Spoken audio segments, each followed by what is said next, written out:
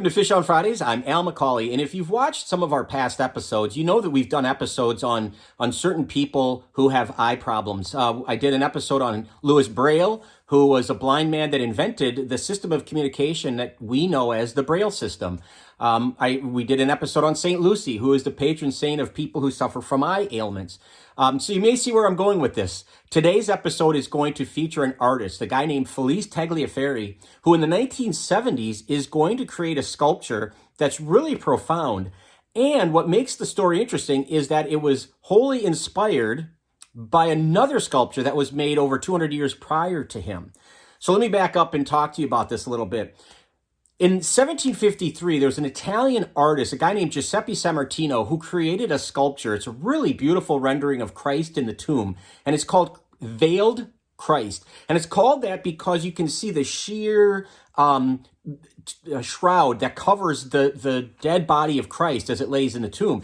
And around the body, you can see the implements of torture that was used against Jesus. So the crown of thorns are present, the nails that held him to the cross. And it was recognized in its time as just a classic, a stunning piece of art that people would flock to see. And that persisted for centuries. So in the 1970s, this young man named Felice Tagliaferri, who became blind at the age of 14, is going to go to this art museum because he was an artist himself. He loved art. But he was told that he couldn't touch the sculpture. Now, as a blind man, the only way he could see it, the only way he could really perceive it and recognize its beauty was through the sense of touch. But it had the velvet ropes around it, and he was told absolutely not. He appealed to the curator of the museum, and the museum said, nope, absolutely forbidden. We're not going to let you touch it. And so as you might imagine, this kind of frustrated him. Well, what he decided to do was saying, well, you know what, I'm going to make my own sculpture of that sculpture. And so what he did was he enlisted the help of his friends.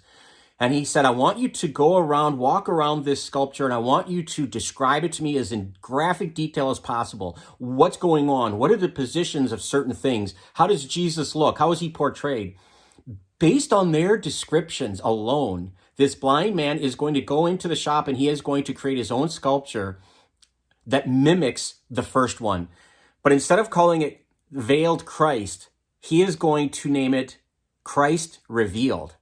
Even though it still has the shroud over him, he's going to call it Christ Revealed because it's been revealed to him through others' descriptions of the sculpture, the initial sculpture.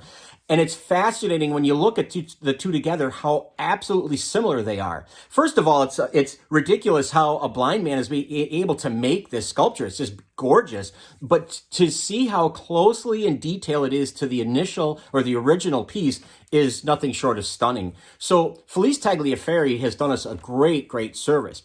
But it goes a little bit further. The story goes a little further because not only does he call it Christ Revealed, Tagliaferri had a sign put up by his piece of work that is still on display, by the way. And the sign says, you are forbidden not to touch.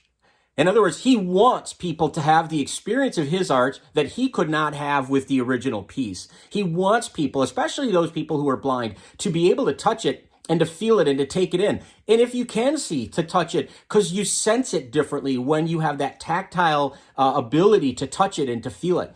And so it's a remarkable invitation for people to see and experience, if you will, his art. And I can't help but wonder, do I see with the eyes of my faith? Could I create like he did, like Tagliaferri did, this piece of art? Probably not, because I'm not artistically inclined that way. But can I see with the lens, through the lens of my faith, and live a life and create a life that is really focused more on God and more living out my faith? That's one of the lessons I would take away from this. But again, two pieces of great art that are combined, even though they're 200 plus years apart, they're forever connected through history because of this man's journey. So there you go. We'd love it if you'd subscribe to our YouTube channel, follow us on Facebook. If you'd like to share this content, that would be great. But either way, please keep tuning in every Friday for Fish on Fridays. Until next time, please be good to each other and God bless.